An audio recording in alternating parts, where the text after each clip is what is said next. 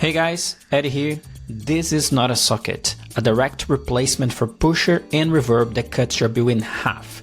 If you're building real-time features for the first time, it is the easiest way to start. And today, I want to show you how Workspaces work. A workspace is a data container that groups your data streams under one single invoice.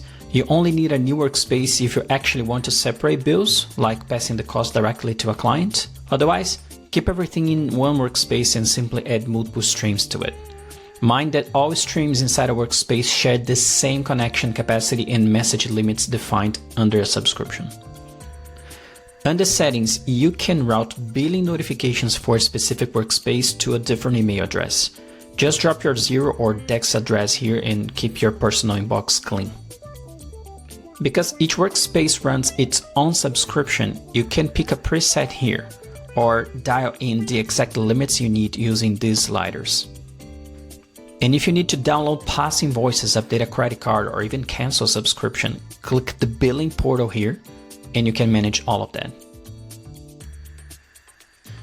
And that's it. You can see the full documentation at nottasocket.com/docs.